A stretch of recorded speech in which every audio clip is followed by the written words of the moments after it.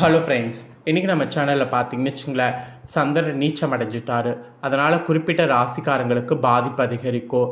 அதோடு வீண் செலவுகளை குறைச்சிக்கணும் என்பது இந்த 3 ராசிக்காரங்களுக்கு குறிப்பிடப்பட்டிருக்கு. அந்த 3 ராசிக்காரங்க யார், உங்கள் ராசிக்கு பாதிப்பு என்ன வரும், வீண் செலவை எப்படி குறைக்கணும் அப்படிங்கிற தகவல்களை தான் இந்த வீடியோவில் சொல்ல போகிறேன். ஸோ வீடியோ ரொம்பவே யூஸ்ஃபுல்லாக இருக்கும். அதனால் வீடியோவை ஃபுல்லாக பாருங்கள். உங்கள் ராசி இருந்ததுன்னா உங்கள் ராசிக்கான தகவல்களை தெரிஞ்சு பயன்பெறுங்க. வாழ்க்கைங்கிறது பார்த்திங்கன்னு வச்சுங்களேன், நம்ம நினைக்கிற மாதிரி அவ்வளோ ஈஸியாக இருக்காது. ஒவ்வொரு நாளும் ஒவ்வொரு மாதிரி இருக்கும். ஒரு சில நாள் அதிர்ஷ்டம் தர மாதிரி இருக்கும், ஒரு சில நாள் ஆபத்து தர மாதிரி இருக்கும். அது எல்லாத்துக்குமே காரணம் கிரகங்கள் தான். அதில் ஒரு சில கிரகங்கள் ரொம்பவே மனதுக்கு நெருக்கமான கிரகமாக இருக்கும். அதில் மனதுக்கு காரத்துவமாக இருக்கக்கூடிய கிரகம்னு பார்த்திங்கன்னா சந்திரன். சந்திரன் நம்ம மனதை தூய்மையாக வைத்திருந்தால், நம்ம மனசு தூய்மையாக இருந்து நம்மளுடைய வெற்றி பார்த்திங்கன்னு வச்சுக்கோங்களேன் தடுக்க முடியாததாக இருக்கும். அதே சந்திரன் நமக்கு தோல்வி தர இடத்துல இருந்தால், நீச்சம் அடைஞ்சால் அது நமக்கு ஆபத்தை தரும். ஸோ சந்திரன் பொறுத்த வரைக்கும் சந்திரன் எப்படி இருக்கிறாரோ அதை பொறுத்து தான் நமக்கு பலன்கள் கிடைக்கும். அதை நாம் புரிஞ்சு தெரிஞ்சு அதற்கேற்ப நாம் செயல்படும்போது பல ஆபத்துக்கள் ஏற்படாமல் தப்பித்து கொள்ளலாம். இப்போ சந்திரன் தான் நீச்சம் அடைய போகிறாரு. அதனால தான் சில ராசிக்காரங்களுக்கு பாதிப்பு அதிகரிக்கும் என்பது குறிப்பிடப்படுது. அதோடு வீண் செலவுகள் உண்டாகும் என்பது குறிப்பிடப்படுது. ஸோ அது யாருக்கு அப்படிங்கிறத தான் இந்த வீடியோவில் எக்ஸ்பிளைன் பண்ண போகிறேன். ஸோ வீடியோவை ஃபுல்லாக பாருங்கள். என்றைக்கு இந்த மாதிரி நீச்சம் அடைஞ்சாரு அப்படிங்கிறத முதல்ல உங்களுக்கு ஷேர் பண்ணுறேன். அதுக்கப்புறமேட்டு எந்த ராசிக்காரங்களுக்கு பாதிப்பு அப்படிங்கிறதையும் வீண் செலவுகளை குறைத்து கொள்ளணுங்கிறதையும் சொல்கிறேன்.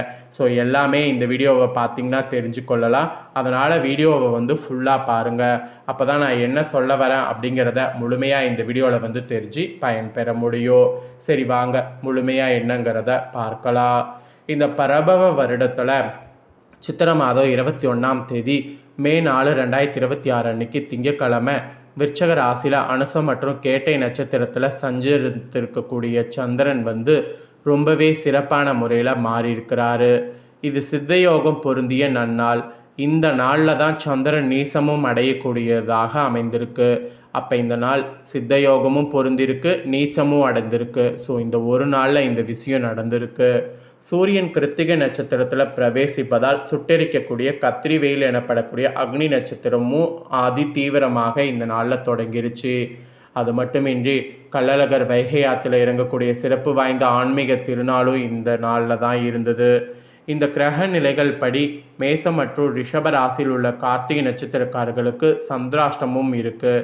எனவே நீங்கள் 2 ராசிக்காரங்க புதிய முயற்சிகளை இந்த நாளில் தவிர்ப்பது ரொம்ப ரொம்ப ரொம்ப நல்லது. ஸோ அதோடு பார்த்திங்கன்னு வச்சுக்கோங்களேன், இன்னும் குறிப்பிட்ட சில ராசிக்காரங்களுக்கும் குறிப்பிடப்பட்டிருக்கு. அதை எல்லாமே இந்த வீடியோவில் ஷேர் பண்ணுறேன். எல்லாமே இந்த வீடியோவில் தெரிஞ்சுக்குங்க. ஃபஸ்ட்டு மேஷ ராசி. அரசாங்கத்திடமிருந்து விருதுகள் அல்லது சிறப்பு கௌரவங்களை பெறக்கூடிய வாய்ப்பு பிரகாசமாக இருக்குது. உங்களுடைய பொருள்சார் முன்னேற்றத்திற்கான பல புதிய வழிகள் திறக்கப்படும். இருப்பினும் இது உங்கள் ராசிக்கு சந்திராஷ்டமம் நிலவுவதால் எந்த ஒரு செயலை கூடுதல் நிதானத்தை கடைபிடிப்பது மிகவும் அவசியமாகும். முக்கிய நிதி முதலீடுகள் அல்லது பெரிய தொழில் ஒப்பந்தங்களில் கையெழுத்திடுவதை தவிர்ப்பது நல்லது.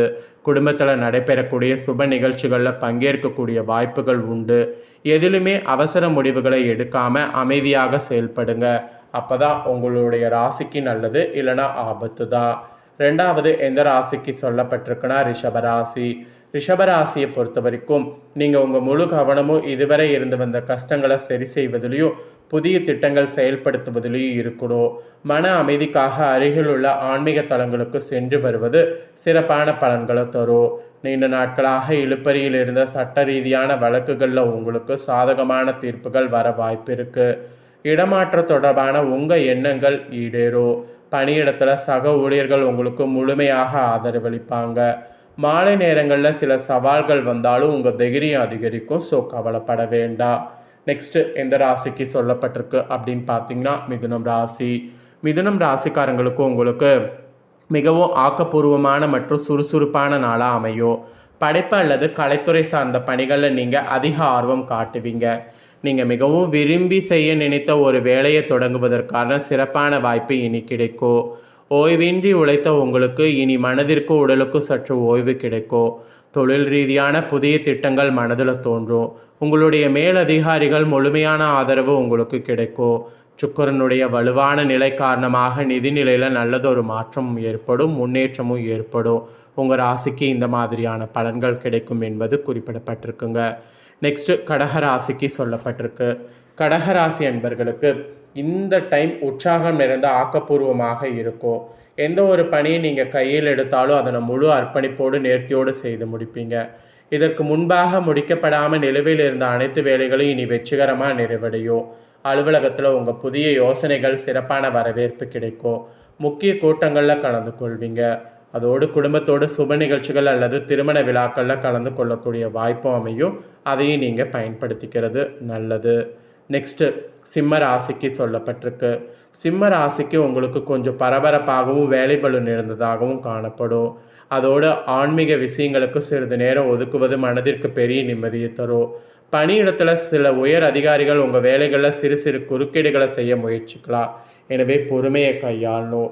உங்கள் முடிவுகளை எப்போதும் தெளிவாக இருங்க மற்றும் எதற்கும் அவசரப்படுவதை தவிருங்க. பழைய முதலீடுகளிலிருந்து எதிர்பாராத லாபமும் புதிய வருமான வழிகளும் உருவாகும். குடும்ப சொத்துக்கள் தொடர்பான விஷயங்களில் உங்கள் கவனம் திரும்பணும், இல்லைனா அது உங்களுக்கு ஆபத்தை ஏற்படுத்தும். நெக்ஸ்ட்டு விருச்சிக ராசிக்கு சொல்லப்பட்டிருக்கு. உங்கள் ராசியிலேயே சந்திரன் நீச்சம் பெற்று சஞ்சரிப்பதால் இது உங்கள் மனநிலையில் சிறு சிறு குழப்பங்கள் ஏற்பட வாய்ப்பு இருக்குது. தேவையற்ற மன உளைச்சலை தவிர்க்க தியானம் மற்றும் யோகா பயிற்சியில் ஈடுபடுவது மிகவும் நல்லது. நிதிநிலையை பொறுத்தவரை சீரான நிலை காணப்படும். குடும்பத்தில் மனைவி மற்றும் குழந்தைகளோட விட்டு கொடுத்து செல்வது வீண் பிரச்சனைகளை தவிர்க்க உதவும். திட்டமிட்ட காரியங்கள் சற்று தாமதமாக நிறைவேறினாலும் வெற்றி நிச்சயம் உங்களை வந்தடையும். உடல் ஆரோக்கியத்தில் கூடுதல் அக்கறை எடுத்துக்கொண்டிங்கன்னா பெருசாக பாதிப்பு இல்லாமல் தப்பித்து கொள்ளலாம். நெக்ஸ்ட்டு மகர ராசி. நீங்கள் நினைத்த காரியங்கள் அனைத்தும் மிக எளிதாக கைகூடக்கூடிய அற்புதமான நாளாக இனி இருக்கும். பொருளாதார நிலை மிகவும் சிறப்பாக இருக்கும். குடும்ப உறுப்பினர்கள் மற்றும் நெருங்கிய உறவினர்கள் மூலம் உங்களுக்கு மகிழ்ச்சியான செய்திகள் வந்து சேரும். அலுவலகத்தில் நீங்கள் நீண்ட நாட்களாக எதிர்பார்த்த இடமாற்றம் அல்லது பதவி உயர்வு கிடைப்பதற்கு வாய்ப்பு பிரகாசமாக இருக்குது. தொழில் ரீதியான முயற்சிகள் அனைத்தும் முழு வெற்றி தரும். வீட்டில் சுபகாரியங்கள் கைகூடி குடும்பத்தில் மாபெரும் மகிழ்ச்சியானது நிலவும். இந்த மாதிரி தான் நீச்சமடைந்தக்கூடிய சந்திரனால் பலன்கள் கிடைக்க போகுது. கிடைக்கக்கூடிய பலன்களை தெளிவாக இந்த வீடியோவில் வந்து சொல்லியிருக்கேன். ஸோ வீண் செலவை எப்படி குறைக்கணும், பாதிப்பு எப்படி அப்படிங்கிறதையும் சொல்லியிருக்கேன். சொன்னதை எல்லாமே தெரிஞ்சிருப்பீங்க. தெரிஞ்சதுக்கேற்ப நடந்து பயன்பெறுங்க. ஸோ இதை நீங்கள் பார்த்தது போல் உங்கள் ஃப்ரெண்ட்ஸ் ஃபேமிலியில் இருக்கிறவங்களும் பார்த்து அவங்களும் பயன்பெறணும் அப்படின்னு நினச்சிங்கன்னா கண்டிப்பாக பார்த்தீங்கன்னு வச்சுக்கோங்களேன், இதை லைக் பண்ணி உங்கள் ஃப்ரெண்ட்ஸ் ஃபேமிலிக்கு ஷேர் பண்ணுங்கள்.